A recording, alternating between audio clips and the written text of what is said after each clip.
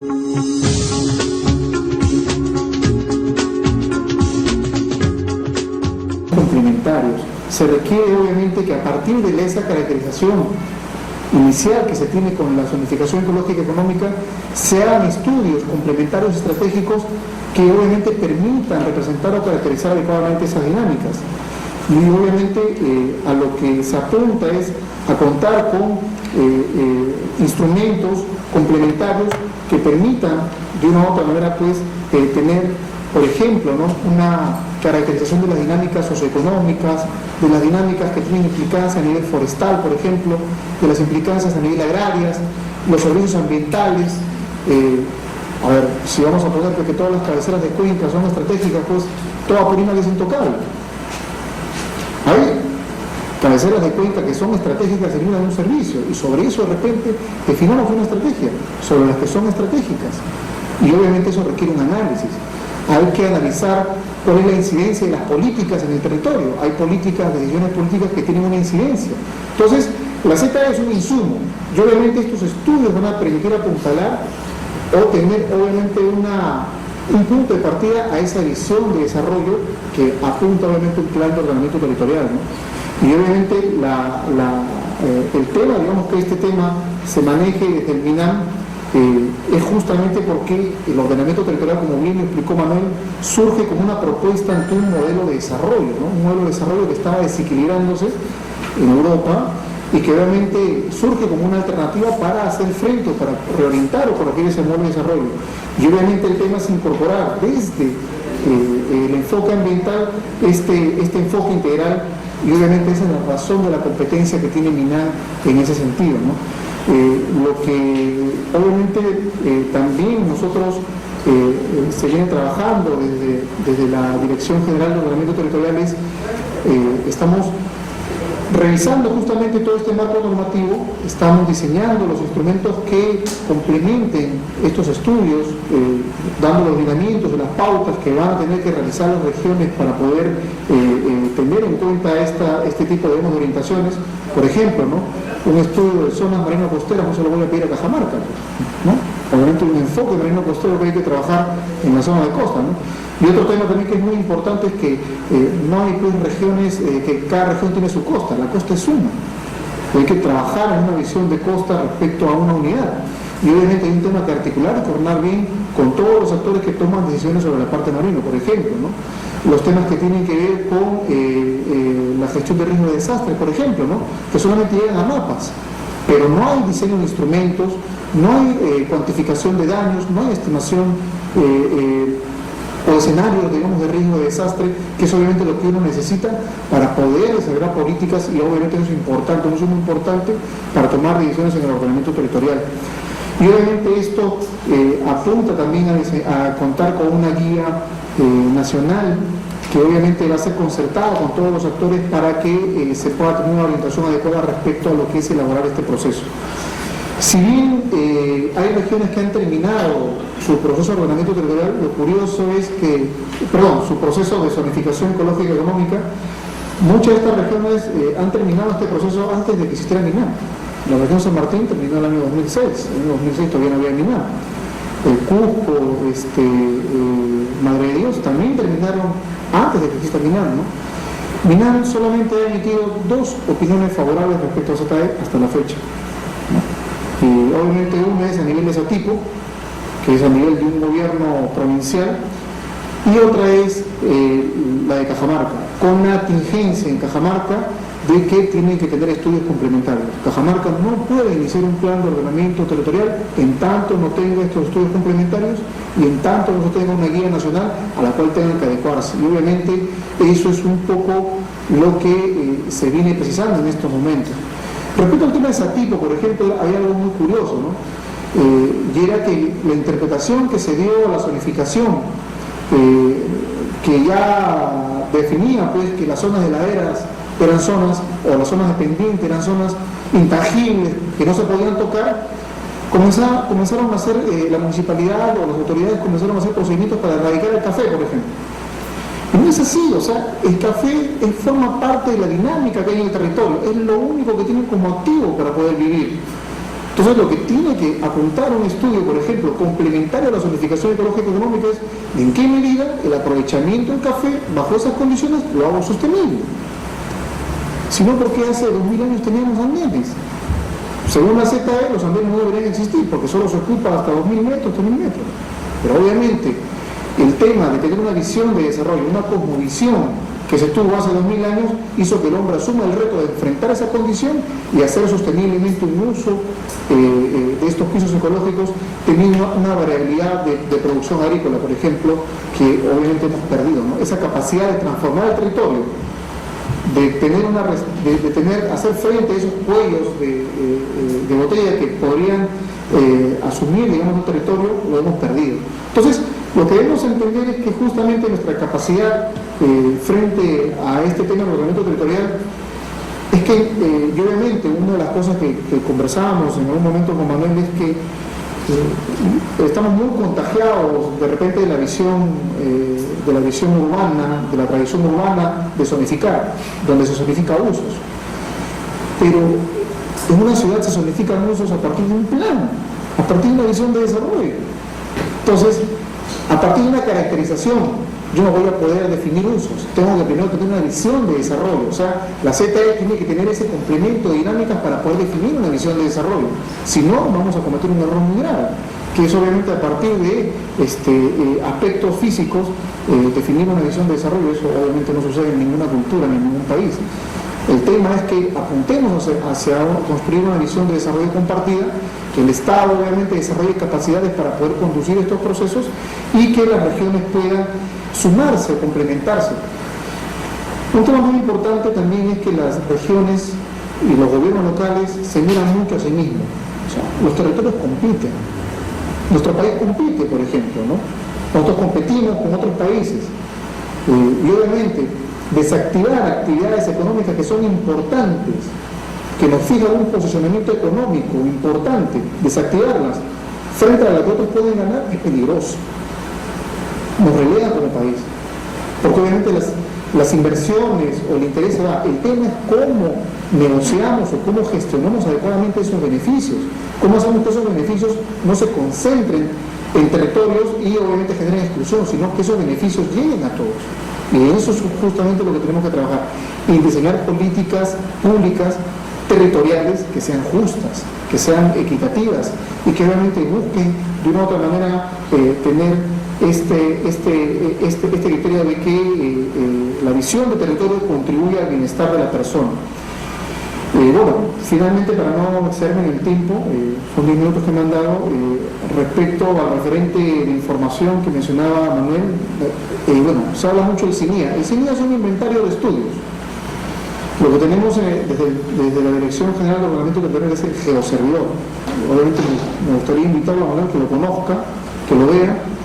Nuestros amigos en PCM con ONGE conocen el geoservidor.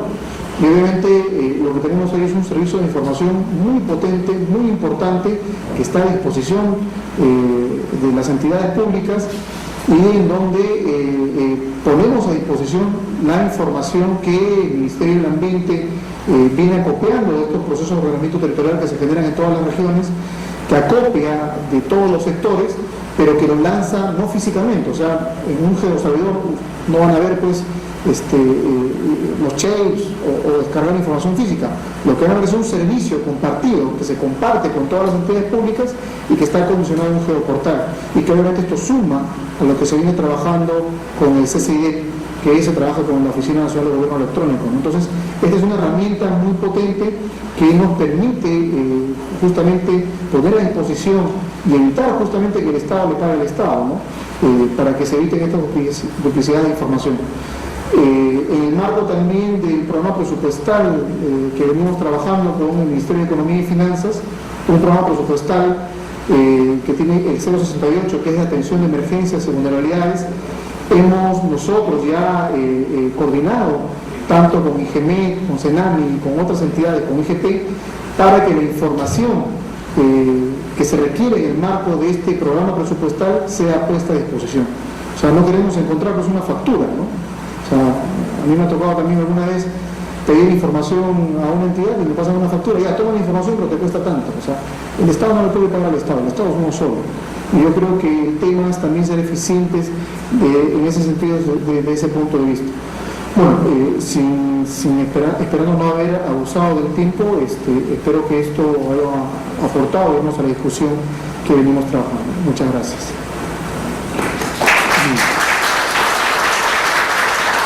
Gracias, ingeniero Neira. Seguidamente tendremos los comentarios del doctor Víctor Caballero del MIDIS.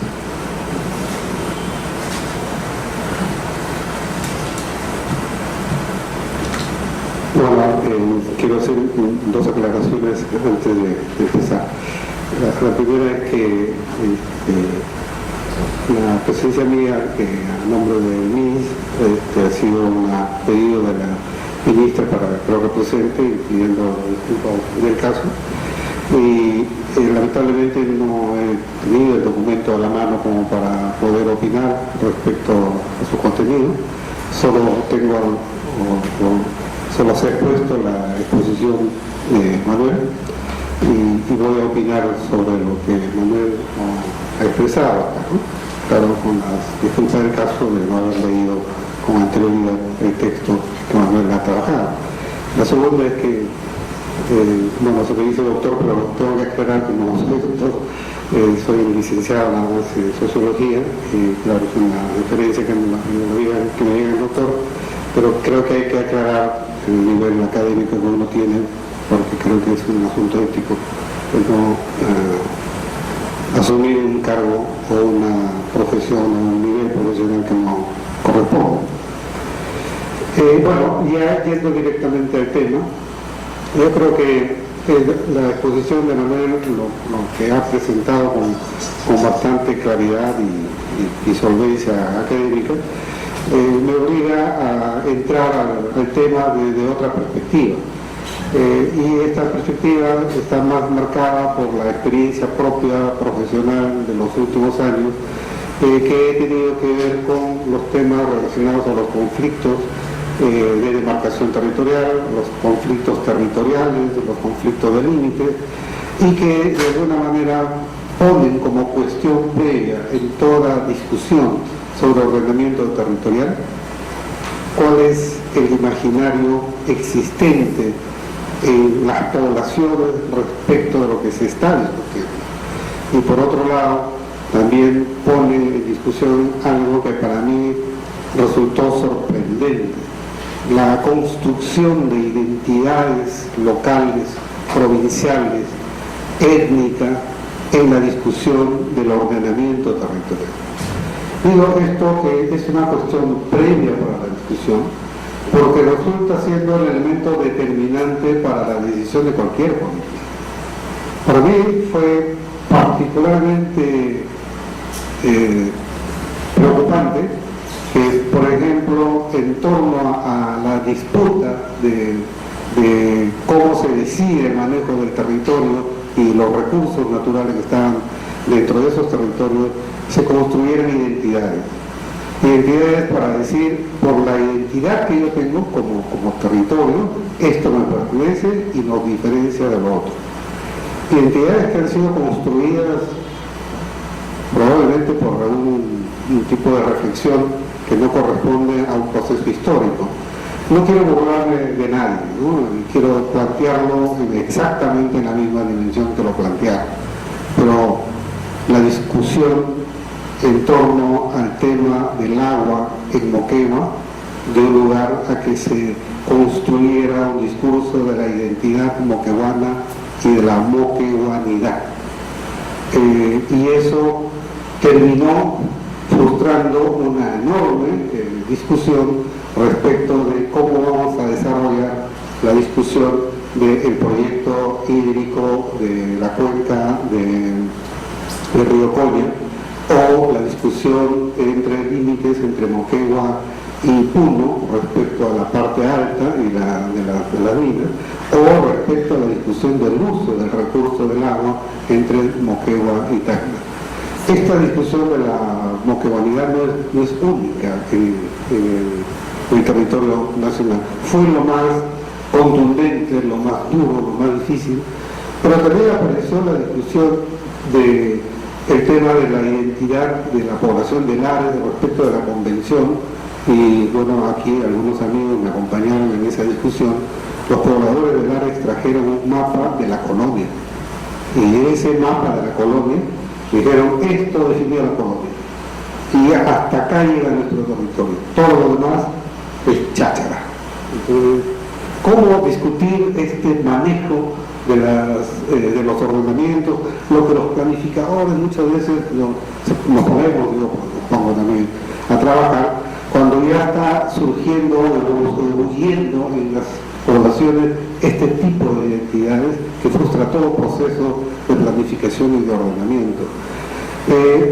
Y voy más allá todavía, porque creo que todavía está pendiente de discusión este asunto de la construcción del departamento de la región amazónica en Junín, que separa a toda la zona de Junín, Pasco, Huánuco y Junín, van a la redundancia, que es toda la selva central que está reclamando una identidad propia, o la identidad de Orán, que también está discutiéndose como una identidad.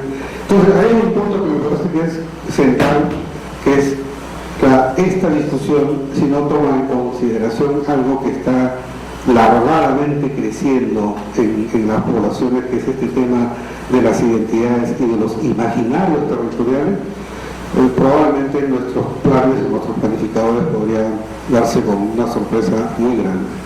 Ahora, no es para negar este esfuerzo necesario que desde el Estado debe hacer, sino para incluirlo en la reflexión, este asunto que me parece vital.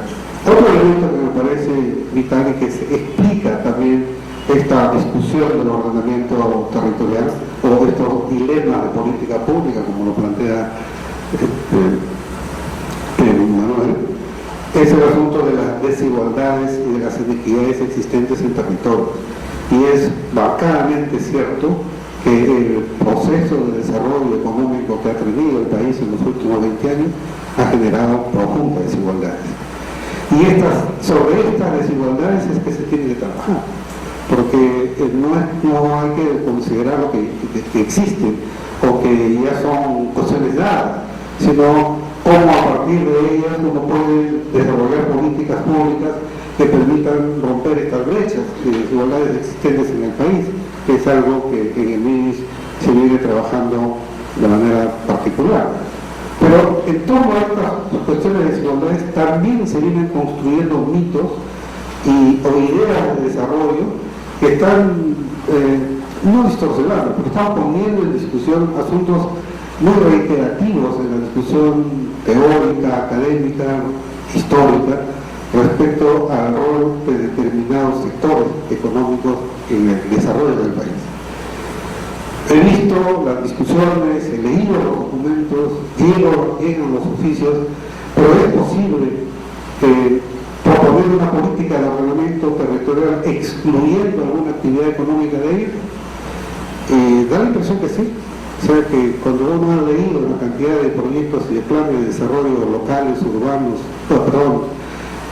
distritales, provinciales y departamentales, la minería está ausente. Y a mí me sorprendió leer un plan de desarrollo regional de Cajamarca donde la minería no estaba presente como objetivo de desarrollo. Entonces, esta forma de presentar la discusión me parece que no es, si se lo plantea así, con mucho prejuicio, da lugar pues a epítetos, a calificativos que no ayudan a entender la real dimensión de las actividades económicas en el desarrollo de un país. Es decir, no voy a usar esta palabra que me dura, pero esta forma de excluir, por ejemplo, a la actividad minera para privilegiar otra actividad,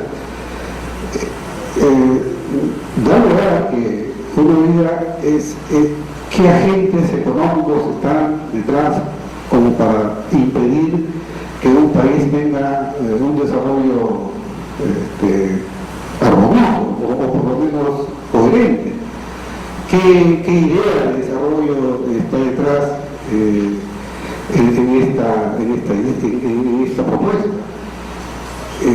Marx hace mucho tiempo hablaba de los fisiócratas y los nuevos fisiócratas del siglo XXI es formidable.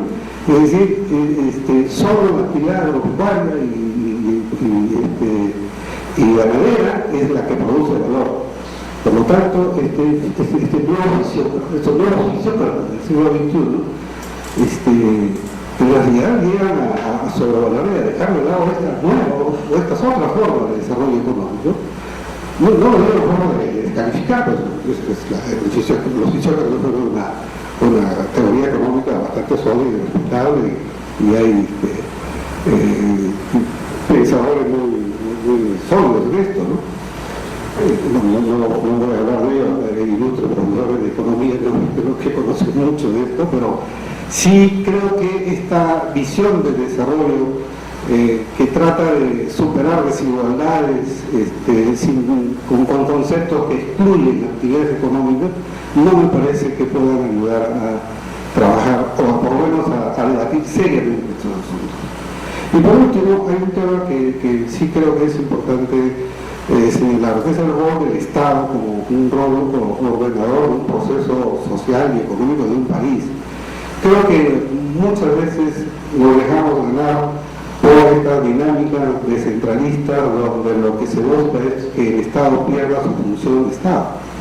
Y cuando se encuentran fenómenos como esta de la aprobación de la zonificación económica de Cajamarca, la primera preocupación que hubo es aquí hay algo que está funcionando mal. Y hay que producir un buen debate sobre esto, porque de proceder de esta forma se pueden pasar errores que luego las pagas como Estado, no como gobierno local o gobierno regional. Entonces, este pedido que hace Manuel, todos en general, de que en general el tema del ordenamiento territorial requiere estudios más sólidos, requiere más estudios, yo digo que sí, pero requiere también, tanto como eso, requiere también consenso. Es decir, si no hay una construcción de consensos políticos y sociales, va a ser muy difícil que esta aplicación de políticas de ordenamiento territorial se hagan tomando seriamente este problema que ya he señalado, el surgimiento de identidades muy marcadas, excluyentes unas de otras. Normalmente cuando uno excluye o constituye una identidad es para diferenciarse del otro. Y ya tenemos problemas serios. Ya tenemos la identidad aymara que está reclamando el territorio aymara. Ya tenemos la identidad achuar que está reclamando el territorio achuar peruano-ecuatoriano. Entonces, si no tomamos en consideración esto, creo que podemos dejar como herencia un país sin gobernar. Y creo que eso es lo que no debemos trabajar como funcionarios que estamos en la función pública de la redundancia. Gracias.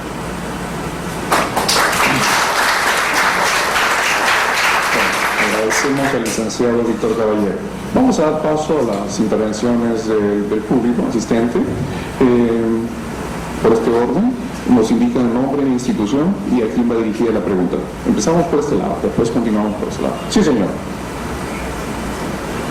Sí, Luis Alfaro de Sierra Portadora, a Manuel. Y bueno, también acerca de la estrategia. Si nosotros ponemos el ordenamiento territorial como objetivo, definitivamente no vamos a lograr para qué sirve esta herramienta. La herramienta de ordenamiento territorial es para un desarrollo integral, para proteger los recursos, darle valor y para que la sociedad se vea beneficiada. Entonces, si lo agarramos como una herramienta, estaría bien. Y esta herramienta tiene que ser posterior a un esquema de competitividad sistémica. La competitividad sistémica tiene que desarrollarla el Estado peruano y establecer las bases para las cuales posteriormente se tiene que hacer el ordenamiento territorial. De lo contrario va a suceder lo que están mencionando. Entonces yo creo que acá ha habido un adelanto. No tenemos la visión compartida de Estado, en donde se debe centrar la estrategia del Estado peruano para poder lograr una mayor competitividad. Y eso es a través de un esquema de competitividad sistémica. Entonces ha habido las ZCs y el ordenamiento territorial sin una guía que pueda alinear la estrategia del Estado. Vamos a recibir todas las preguntas y daremos paso a la respuesta en bloque. Bueno, Miguel Cordano, de Sierra Portadora también, muy rápido, como ya decimos, el tema. Nosotros lo que pensamos desde la Sierra es que definitivamente el modelo, lo que han planteado justamente muestra la fragmentación de la visión. Todos tienen razón, pero lo que falta justamente es la estrategia país.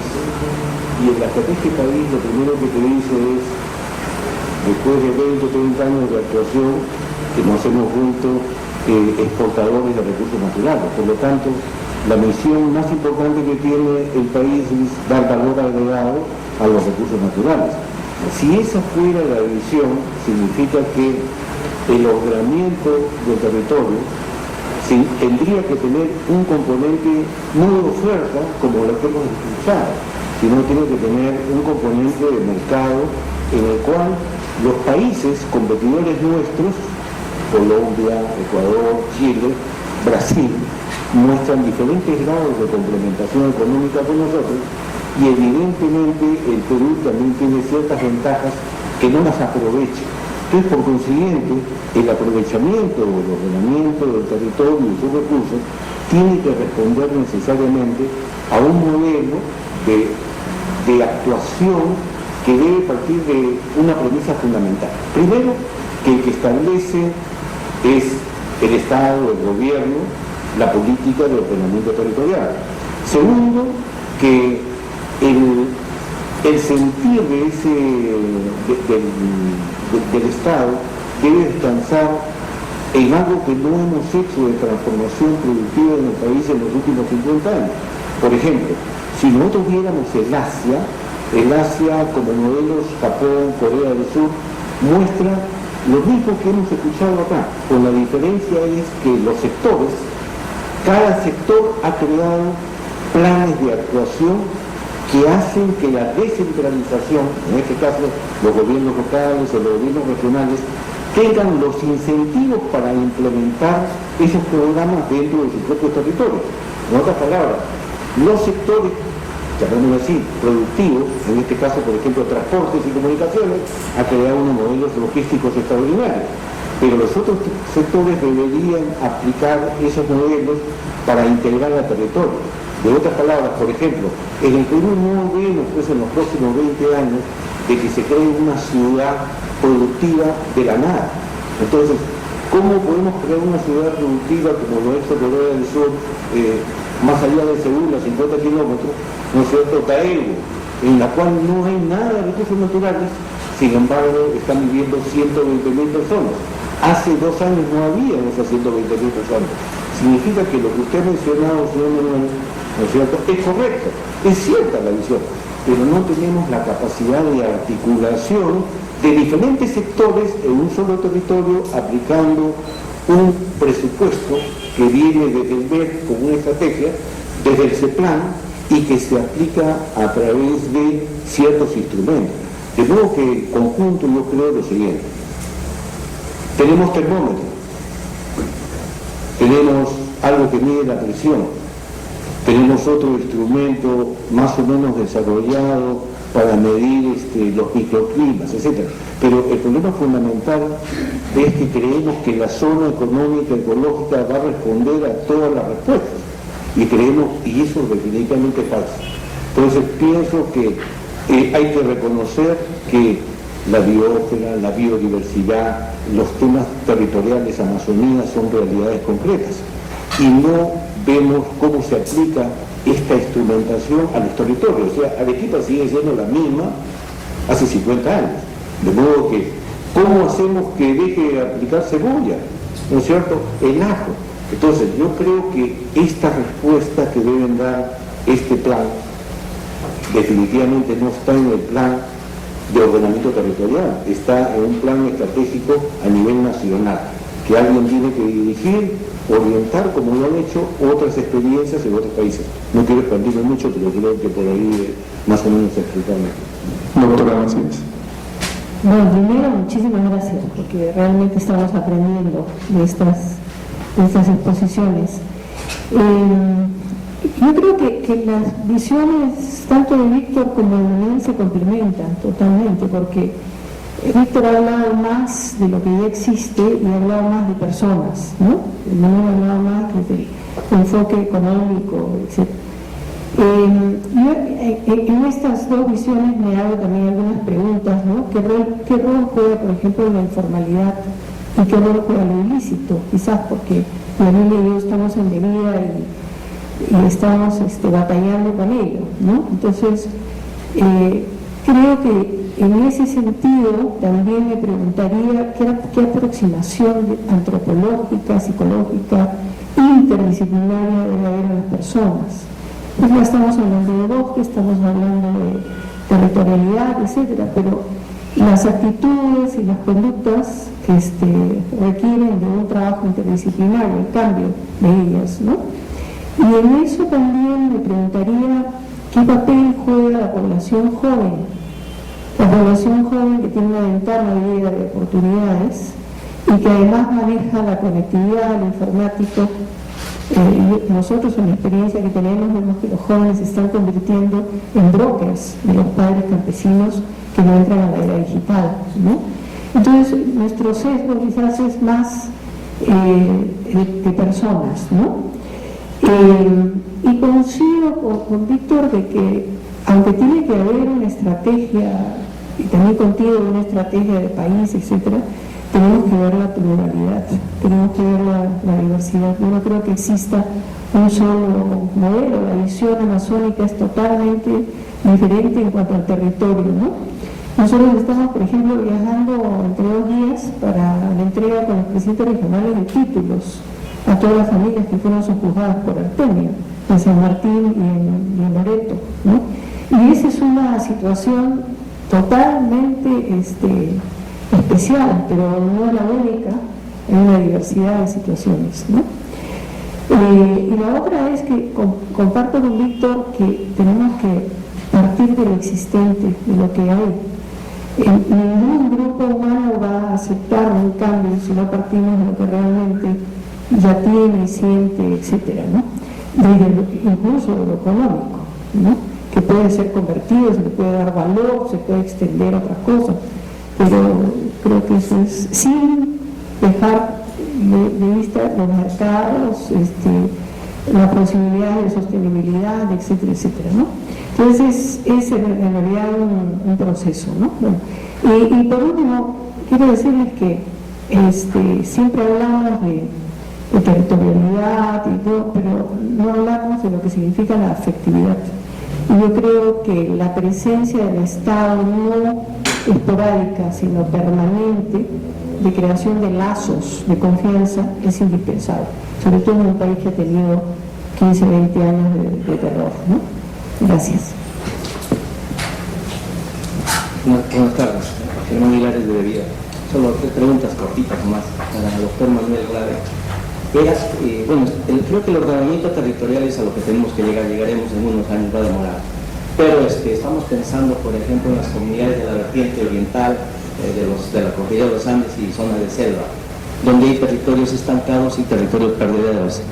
¿Qué factores podrían ayudar de esto que hemos escuchado esta tarde para poder ayudar a esas comunidades, ¿no? Porque en concreto, ¿qué hacemos por eso? Porque hay inclusión, hay diversas formas, sobre todo de pobreza. La otra pregunta está relacionada a la participación de las empresas mineras. Por ejemplo, las mineras creo que les cuesta digerir el término dinámicas territoriales, desarrollo territorial. Eso pasárselo, y esta pregunta va dirigida al licenciado Víctor Caballero, desde su experiencia que está en la oficina de conflictos, y claro, hubiese sido bueno que esté doctor Vladimir ahora, pero ya se iba de salida. ¿Cómo podría servir estos elementos que nos ha dado el doctor Glave para poder trabajar y disminuir los conflictos socioambientales territoriales que hay, pero hay una cantidad, no solo en socioambientales tenemos como más de 265 conflictos, ¿no? Y territoriales debe haber otra cantidad. Y un tercer elemento y una pregunta con el ingeniero Fernando Neira referido a, hay mucha centralidad de la información y eso va también a la actuación. ¿Cómo empezar a intentar trabajar dentro de un esquema de intersectorialidad? Por ejemplo, yo he visto bastante de esos elementos Brasil. Brasil trabajó el programa del hambre cero en base a intersectorialidad. Ya dejamos lo sectorial y pasamos a otro elemento, ¿no? Y una cuarta nomás como es cómo trabajar la base cultural de los pueblos, sobre todo pueblos andinos, amazónicos, es una de las cosas fundamentales para cualquier tipo de intervención y también de resolución de problemas y de disminución de lo que es la pobreza. Gracias. Una pregunta. Adelante. Después usted. Sí, gracias, Edgar. Bueno, Ronald Barrientos de la Oficina Nacional de Gobierno Electrónico, y como tal, bueno, a mí lo que me interesa es el aspecto tecnológico. ¿Cómo puede ser aprovechado demarcación territorial y todo lo que conlleva con ello el uso de la tecnología, ¿no? Desde la Oficina Nacional de Gobierno Electrónico, nosotros tenemos un área que es la coordinación, tenemos la coordinación técnica de la infraestructura de datos espaciales. Entonces hay varios ministerios, entidades que producen y consumen que participan en ello, ¿no? Entonces cuando yo escuché hablar a Manuel sobre el tema de los centros poblados, ya hay un esfuerzo en conjunto que se ha llevado adelante y que se ha determinado cuántos centros poblados tenemos en el Perú. Ahí lo hemos trabajado con INEI, está el MED, está el NOMPE, etcétera, etcétera, ¿no? Entonces se me llegó a la conclusión que hay 138.000 centros poblados, pero el asunto es definir cuántos pobladores o cuántos ciudadanos conforman el centro poblado. Telefónica maneja una cifra, el MTC maneja una cifra, entonces eso yo pienso que es un punto de partida, ¿no? Entonces ahí está, los 138.000 centros poblados están georreferenciados, está con la información necesaria, se puede determinar cuántos habitantes, cuántos niños, etcétera, etcétera. Es un punto de partida, pienso, porque como lo dijiste, Manuel, ordenamiento territorial no solamente significa el territorio, sino también significa los componentes del territorio. La cultura, las personas que viven, el negocio, las escuelas, el transporte, la explotación minera, petrolera, etcétera, etcétera. Yo provengo de una zona de Chumbivilcas, donde prácticamente el 100% de la provincia está concesionada. Yo no sé, hasta los pobladores creo que ya no saben dónde se van a morir, ¿no? Entonces es un problema de ordenamiento territorial. Entonces ahí falta bastante trabajo, pero dejemos de filosofar. Hay que trabajar, hay que tener proyectos, programas, utilicen la tecnología y en el uso de la tecnología vamos con Fernando. Fernando plantea que ya hay una secretaría técnica que coordina a los consumidores y productores de datos espaciales. Entonces, ahí está lo que ustedes decían, el gran concentrador de esa información. Queremos hacer el gran concentrador de la información para que esa concentración de información sea consumida descentralizadamente por los gobiernos locales, por los gobiernos regionales, por los gobiernos nacionales, porque ¿quién va a suministrar esa información? No son los ministerios que están sentados en Lima, sino son los mismos actores en los gobiernos locales, los que consumen y producen la información, me refiero a datos espaciales. Entonces, ahí nos falta, desde la ONG ya hemos hecho el esfuerzo con GEOIDE, del cual es parte de varios ministerios, ambiente, etcétera, etcétera. Entonces, Fernando sabe el trabajo que estamos desarrollando ahí y por eso que plantea también esa necesidad de fortalecer con fuerza este aspecto. Mi intervención más que todo ha sido más de aporte que de pregunta. Gracias. Y gracias, Ronald. Atrás. Sí. Una consulta que va dirigida en realidad a los tres. Ya que hablamos sobre dinámicas rurales y hablamos, el ingeniero Ronald Barrientos habló ya del tema de los centros poblados, hay una pregunta clave que tiene que ver con el tema de ordenamiento, dinámicas rurales de tema de centros poblados. Habiendo tantos centros poblados en el país y la mayoría son centros poblados por debajo de los 150 habitantes, que según demarcación son considerados población dispersa, eso le ofrece al Estado un reto que no puede, un reto en tema de demanda social que no puede costear. Es imposible darle luz, agua, saneamiento a ciento y tantos mil centros poblados en todo el país. Eso es evidente. La pregunta sería, y ya que esa problemática es transversal a todos los sectores y todos los ministerios, la pregunta sería, ¿cuál sería la política en materia de ordenamiento territorial que se tendría que estar ya perfilando para afrontar ese tema? ¿No? En demarcación territorial ellos han asumido que un centro poblado es un conjunto de personas, ¿no?, ubicadas en un lugar a partir de 150 habitantes, y la crítica que inclusive le hicieron muchos ministerios es que ese es un concepto poco inclusivo. Y la pregunta correcta estaría al revés, ¿no? ¿Y cómo afrontamos el reto de dar luz, agua y todos los servicios básicos a tanta demanda? ¿No? Es una pregunta creo pertinente en este caso. Bien, vamos a dar paso a las respuestas de la mesa con Manuel en primer lugar. Gracias, Edgar. Bueno, antes que nada, gracias. Interesantes las intervenciones tanto de Fernando como de Víctor. 2 o 3 reacciones a ellas y luego a ver si puedo comentar alguna de las intervenciones de ustedes. Bueno, en primer lugar, Fernando ha sido muy claro en relación a esto que él ha denominado la confusión respecto a la ZE, ¿no es cierto? Es decir, la ZE está muy bien definida en la normativa peruana, está clarísimamente definida, regulada, descrita como un instrumento de caracterización, como un instrumento, como un proceso flexible, dinámico, y por lo tanto en ningún lado se dice que la ZE es un instrumento regulatorio. Por múltiples motivos, entre otros temor del sector privado, entre otros falta de adecuada información y capacidad para poder procesar la información, y uno podría añadir también, ¿no?, dificultades intrínsecas a lo que significa hacer estudios socioeconómicos combinados con estudios biofísicos. Es que la ZE, uno, no ha sido posible terminarlo por la propia normativa, una camisa de fuerza que nos hemos puesto, y 2, que se ha utilizado hasta cierto punto, como en el caso de Cajamarca, para una discusión de modelos de desarrollo y de visión de desarrollo. Entonces, en ese sentido, coincido con Fernando, pero ahí al mismo tiempo uno dice, entonces, ¿qué hacemos, no? Y Víctor incluso alerta, esto tampoco puede, ¿no? Al final Víctor lanzó un comentario un poco especial, ¿no? No podemos permitir, dijo Víctor Caballero, parecía, que esto continúe, ¿no? Porque, digamos, porque pone, quien queda en riesgo es el Estado, y no es pues un funcionario o un grupo, sino que es el Estado peruano el que está generando un problema si es que esto continúa siendo mal implementado, ¿no? Entonces, ¿qué hacer? Ahí yo siempre me parece que la reacción inmediata es: tenemos que relajar los requerimientos de planificación a los gobiernos regionales. Digamos, yo de verdad, si yo fuera presidente regional, yo diría, hombre, ¿por cuánto, no? O sea, me piden plan de desarrollo concertado, me piden ZEE hacia POT, me piden estrategia regional de seguridad alimentaria, me piden estrategia regional de cambio climático, me piden estrategia regional de diversidad biológica, me piden que participe en mesas de lucha contra la pobreza, me piden, caramba, ni que tuviera a todos ustedes juntos y a los 50 PhD en economía y ciencias sociales lo podría hacer en un año.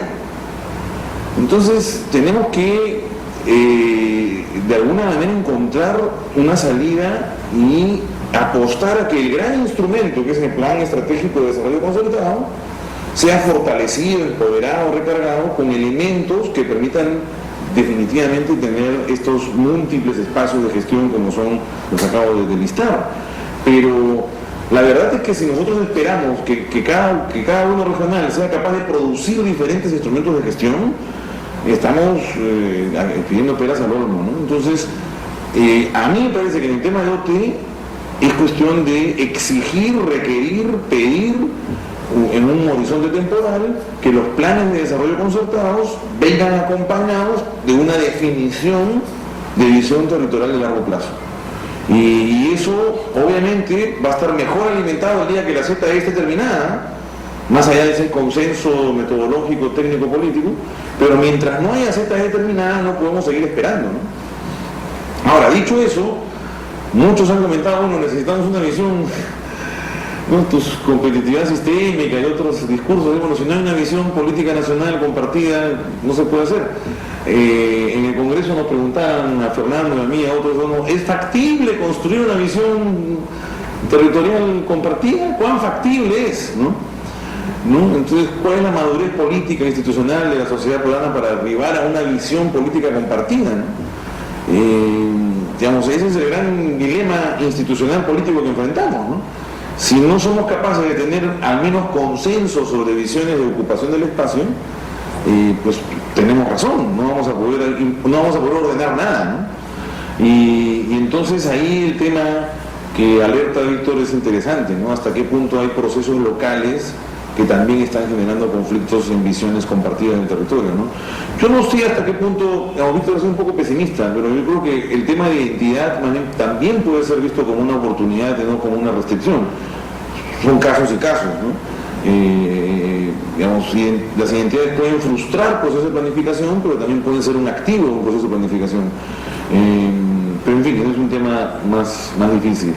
En el caso de información, bueno, sí conozco el geoservidor, no conozco esta secretaría técnica o este esfuerzo multisectorial que mencionas.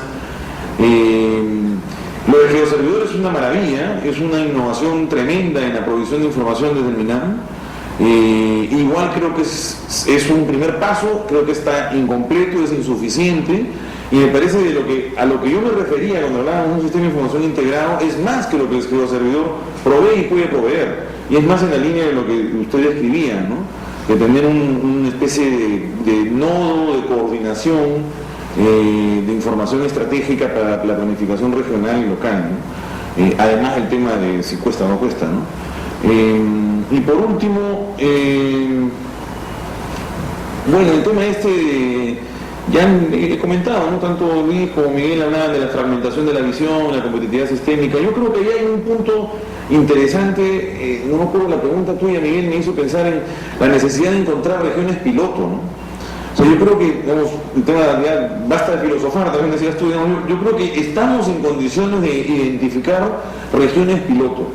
La propuesta que hace, repito, el trabajo de Lucha Galarza en ese plan, es una propuesta que me parece que hay que tomarla como un punto de partida para esa discusión. Ella tiene una propuesta muy clara, 3 macroregiones, 12 nodos regionales, espacios productivos los llama ella, y propone 2 o 3 regiones piloto, y plantea que en esas regiones piloto se implemente un plan de ordenamiento territorial. Entonces yo creo que es hora de hacerlo, ¿no? Más allá de si la propuesta específica que desarrolla Galarza es la que es el camino a seguir, ¿no? Pero en fin, creo que ahí me quedaría. Hay otras preguntas que pueden ustedes, Fernando o Víctor, abordar, ¿no? No sé. Sí. Gracias, Manuel. Fernando. Gracias. Respecto al tema de cómo articular sectorialmente, justamente más allá de, digamos, de los temas de información, sino cómo, digamos, aterrizar conjuntamente todos los sectores en un espacio, territorio, es un tema que cuesta el sector público. En el Congreso presenté una lámina de cómo cada sector, cada visión se superpone sobre el territorio y no articula y no coordina, ¿no? Tenemos minería, hidrocarburos, concesiones forestales, concesiones apícolas, derechos de uso eléctrico, tenemos todo lo que tiene que ver con centros poblados, en fin, o sea, toda una serie, digamos, de actores que se superponen en el territorio, y al final lo que uno no se ve el territorio, sino se ven imposiciones normativas respecto a un derecho de uso, ¿no? Y al final, compartiendo lo que dice Víctor Caballero, pues en realidad eso constituye un riesgo, porque al final estamos imponiendo en lugar de concertar visiones de desarrollo, ¿no? En el Ministerio del Ambiente, por ejemplo, tenemos varias iniciativas de desarrollo que estamos trabajando y que involucran, por ejemplo, temas que tienen que ver con biodiversidad, pero que están articuladas a producir, por ejemplo, a 3.000 o 4.000 metros de altura productos que son, pues, nativos, que son, de otra manera, pues, forma parte, digamos, de una tradición cultural enorme. pero hay aspectos que se tienen que trabajar, por ejemplo, con Produce, o que se tienen que trabajar con el Ministerio de Cultura, o que se tienen que trabajar con el Ministerio de Transportes para poder llevar de repente una provisión de caminos, qué sé yo. Si es una iniciativa del Ministerio del Ambiente y en tanto de repente lo apruebo con una resolución ministerial, a los otros sectores no tienen ningún tipo de obligación respecto a intervenir en ese tema porque no tienen un mandato. Tiene que haber una norma más alta para que recién los demás sectores puedan intervenir o involucrarse dentro del tema. Entonces, lamentablemente, el tema también de cómo se maneja estos temas de articular infraestructuralmente también tiene que ver en cuál es el marco en el cual yo me articulo. Y lamentablemente, uno de repente desde fuera puede pensar que es fácil articular, pero ya dentro de una entidad pública, articularme yo, por ejemplo, con un sector, ¿cuál es el marco? ¿Qué presupuesto? ¿Qué acciones? ¿Por qué? Porque si no, de repente utilizo más mis recursos y puedo estar siendo sujeto de control, y la Contraloría está encima de ti por usar más tus recursos porque no estaban previstos. O sea, es todo un tema, es tan complicado, o sea, que quisiera que me entiendan, es tan complicado llevar adelante una buena iniciativa si es que obviamente no tienes esa previsión que es la más adecuada, ¿no? Y hasta que quieras contratar algo, de repente ya pasó el año y no lo puedes hacer, como también me ha ocurrido. Es muy ¿cómo es la palabra? Muy frustrante, esa es la palabra. El sector público es muy frustrante y al final cuando te vas, chao, gracias, ¿no? Nadie se va a acordar de ti. Y la Contraloría es la única que se acuerda. Entonces, yo creo que lo más importante cuando hablamos de articular, que es un tema muy importante, porque obviamente en la medida que como sector público tengamos en cuenta y aprendamos a articular y obviamente asumir esos retos, vamos a poder tener políticas obviamente articuladas, ¿no? Si eso pasa en el sector público a nivel de papeles y documentos, imagínense lo que pasa en el territorio a nivel con autoridades locales, es mucho más complicado aún, ¿no? Cuando tienes en un territorio comunidades nativas, comunidades campesinas, en el caso de la selva es más complicado, porque tienes también colonos que se autodeterminan nativos, es todo un tema, es bastante complicado y cada uno con su propia identidad, y como bien dijo Víctor también, el análisis es totalmente válido. Este proceso de ordenamiento territorial hace pues que se descubran identidades, pero también intereses, o sea, hay que también ver el otro lado, también hay intereses en juego. Los intereses también están en juego porque obviamente cada quien está cuidando qué no va a perder o qué no va a ganar. Y es un poco también la preocupación de muchos sectores respecto a este tema, ¿no? O sea, y yo creo que en la medida que trabajemos una visión de desarrollo, vamos a poder compartida, una visión de desarrollo que se construya desde abajo hacia arriba y desde arriba hacia abajo, vamos a poder tener claridad, y es un proceso que obviamente va a tomar su tiempo. Que es la paz. Y este altiplano es una zona de tránsito que articula flujos comerciales que vienen desde la colonia, o incluso desde antes. Entonces, es el elemento importante de definir o de relativizar, digamos, lo ilegal en función de unas circunstancias históricas constituidas. Me parece que es fundamental porque también tenemos que ver ya con el otro tema del narcotráfico, ¿no? O el tráfico ilícito de drogas. Ahí también tenemos que ver bien seriamente qué cosa es lo ilegal allí, porque da la impresión de que eso se generaliza y se puede afectar incluso a actores sociales que son fundamentales para la vida de un país. Pues ese tema de discutir seriamente qué es lo ilegal, qué es lo ilícito, en función de realidades históricas, me parece que es una piedra central. Y por último está el tema de la actividad minera. Yo creo que en el tema de la actividad minera hay la necesidad de una revisión seria y profunda de todos los procedimientos que están articulados, que giran en torno a la actividad minera. Y hay una sobreposición, superposición, hay una suerte de todo, de una pisada de talones en diversos sectores, y es importantísimo que desde el Estado se ayude a entrar a normar y también a manejar mismos conceptos. En un tema de los conceptos que a veces se aprueban por ley y se cree que como ya está en la ley, entonces eso es intocable. Cuando estuvo acá el grupo de peritos españoles, yo tuve la suerte de acompañarlos en todo este proceso de elaboración del peritaje, hubo una pregunta que nadie respondió y que estaba en la ley. ¿Qué es lo que determina una cabecera de cuenca? O sea, hasta dónde llega una cabecera de cuenca, dónde empieza y dónde termina. ¿Dónde está el reglamento que me diga que de tal nivel a tal nivel es cabecera de cuenca para, de alguna manera, tomar decisiones? Porque ya incluso se toman decisiones como a partir de la cabecera de cuenca no debe haberse tal actividad económica. Bueno, ¿qué es lo que determina hasta dónde empieza y dónde termina? Y esta respuesta no está dada. Es decir, ese es un elemento importante, porque la necesidad de discutir conceptos nos debe llevar a ser muy rigurosos también desde la función pública. Muy bien, muchísimas gracias a todos y a todas por haber venido, acompañado a nosotros esta tarde. Los invitaremos a un próximo evento con la debida oportunidad. Estamos desarrollando también la capacidad para organizar eventos de este tipo. Quisiéramos llegar a un gran evento internacional a fines del 2013. Ese es nuestro objetivo. Agradecer de manera muy especial a CEPIA y quisiera también invitarlos a generar este tipo de debate no solamente en Lima, sino en diferentes partes de nuestro país, involucrar a la universidad y fundamentalmente a los gobiernos regionales en esta tarea. Muchísimas gracias a todos.